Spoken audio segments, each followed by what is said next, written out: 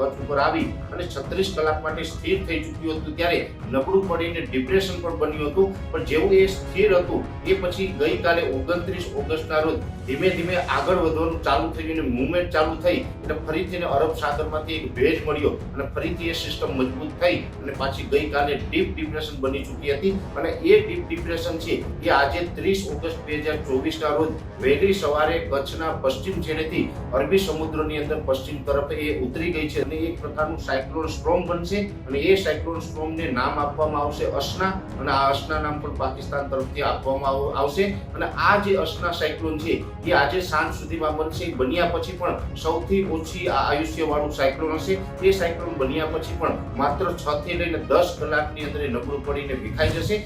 Deep depression સિસ્ટમને કારણે રાજ્યની અંદર એક અઠવાડિયા સુધી સાર્વત્રિક રીતે ભારેથી અતિ ભારે વરસાદ નોંધાયા અને એ ડીપ ડિપ્રેશન કચ્છ ઉપર આવી અને 36 કલાક માટે સ્થિર થઈ ચૂક્યું હતું ત્યારે નબળું પડીને ડિપ્રેશન પણ બન્યું હતું। પણ જેવું એ સ્થિર હતું એ પછી ગઈકાલે 29 ઓગસ્ટના રોજ ધીમે ધીમે આગળ વધવાનું ચાલુ થયું અને મૂવમેન્ટ ચાલુ થઈ એટલે ફરીથી અરબ સાગરમાંથી એક ભેજ મળ્યો અને ફરીથી એ સિસ્ટમ મજબૂત થઈ અને પાછી ગઈકાલે ડીપ ડિપ્રેશન બની ચૂકી હતી અને એ ડીપ ડિપ્રેશન છે એ આજે 30 ઓગસ્ટ 2024ના રોજ વહેલી સવારે કચ્છના પશ્ચિમ છેડેથી અરબી સમુદ્રની અંદર પશ્ચિમ તરફ એ ઉતરી ગઈ છે, સમુદ્રમાં ઉતરી ગઈ છે અને હવે એ સિસ્ટમ છે એ પશ્ચિમ દિશા તરફ આગળ વધી રહી છે અને આજે સાંજ સુધીમાં થોડીક વધારે મજબૂત બની અને એક પ્રકારનું સાયક્લોન સ્ટ્રોમ બનશે અને એ સાયક્લોન સ્ટ્રોમને નામ આપવામાં આવશે અસના અને આ અસના નામ પણ પાકિસ્તાન તરફથી આપવામાં આવશે અને આ જે અસના સાયક્લોન છે એ આજે સાંજ સુધીમાં બનશે। બન્યા પછી પણ સૌથી ઓછી આયુષ્ય વાળું સાયક્લોન હશે।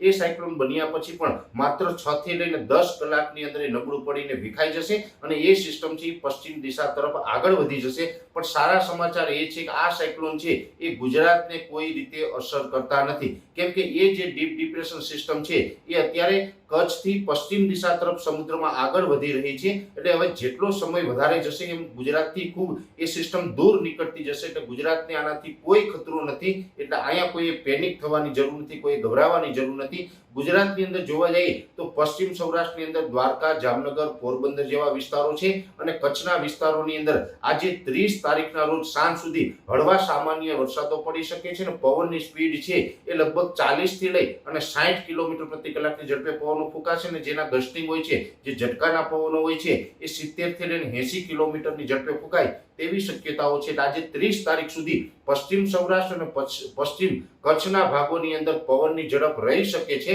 અને વરસાદ છે એ પણ છેલ્લા 4-5 દિવસથી જે વરસાદો પડતા હતા એમાં ઘટાડો નોંધાશે। છૂટાછવાયા સામાન્ય વરસાદો આજ સાંજ સુધી